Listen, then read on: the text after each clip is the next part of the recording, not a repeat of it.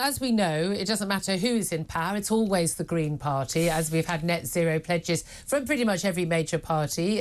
Reform Party is, I think, the only one not committed to this insane set of policies. We've spoken to Labour politicians in the last week repeatedly about their net zero policies. But the latest comments from the Business Secretary, Kemi Badenoch, are quite interesting. She told a committee of MPs that efforts to scrap EU laws, this bonfire of laws, are being thwarted by the net zero by 2050 target. She said she's in a constrained environment because of the commitment to green laws. Is that a sign that actually people in the Cabinet are beginning to speak out on this? Let's talk to Andrew Montford. He's Deputy Director of Net Zero Watch. Good morning to you.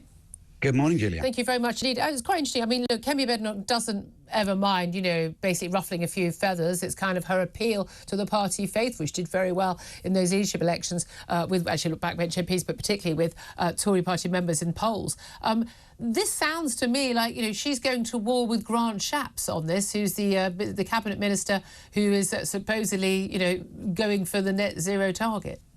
Yeah, I'm sure that's right. It rings true, doesn't it? I mean, there is a growing sensation, I think, that the blob, if you like, the Whitehall machine, and which obviously is very green, and also the green elements within the cabinet are going to try and put a stop to any moves to sort of liberalise the economy and free us from some of the ridiculous rules that have been put in place over the last 40 years or whatever. I mean, you know, the obvious one that comes to mind is the biofuels mandate. So we must have biofuels in our petrol. Yeah. I mean, this is not really anything to do with the environment anyway. It was really put in place to keep the farmers happy. It was a new market for farmers.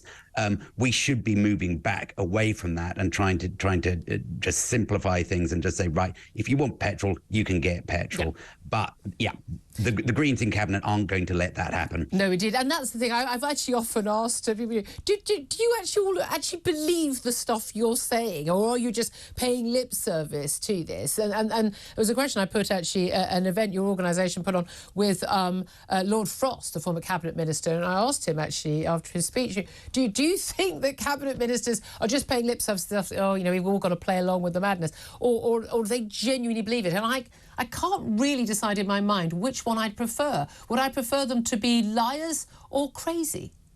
Yeah, I don't think they're actually liars. I think it is all sort of rather, you know, it's kind of virtue signaling. I think they believe it in the way that Christians believe in the virgin birth and things. It's just, you know, that's what you say you believe, and if you say you don't believe it, then you're a heretic and you're cast out. So you know, anybody, you know, and I know that if you say you don't believe in this kind of thing, you get demonized. People are very rude to you on social media, and they complain to Ofcom about you. Yes, indeed. I mean, that's the thing, isn't it? But do you detect, because I certainly do, a sort of a slight change in the feel on this?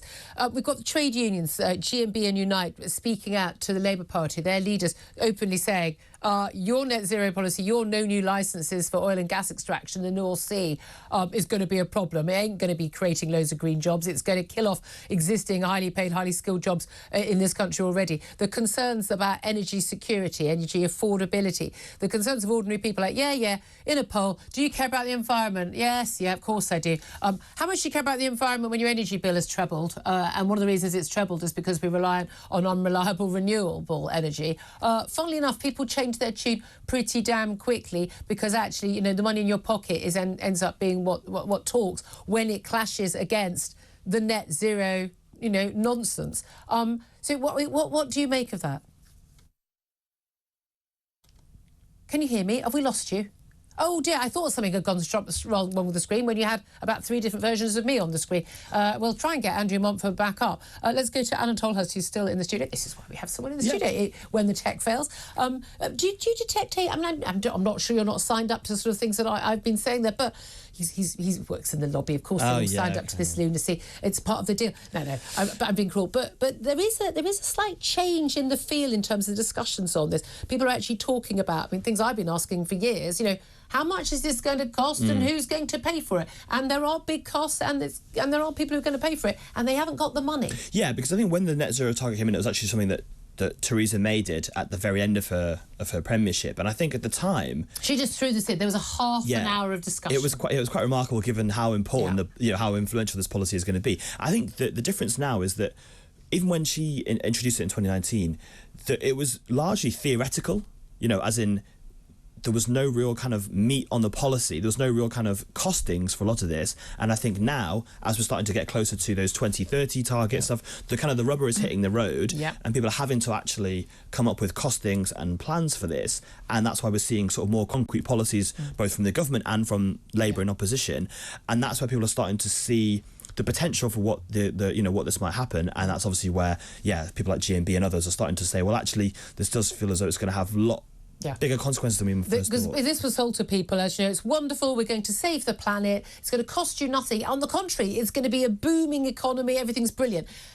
When none of that is true, and people also see the hypocrisy, and one of the things I always like to focus on is the hypocrisy of the people who are spouting this the most, whether it's the Prince Harrys and their private jets, the John Kerry and all the people. Well, Rishi Sunak has a bit of a helicopter. I don't think Rishi Sunak believes any of this nonsense. In fact, it's dinner party conversation for a lot of people, being the right kind of person. The disapproving looks I get when I say, look, this is all nonsense.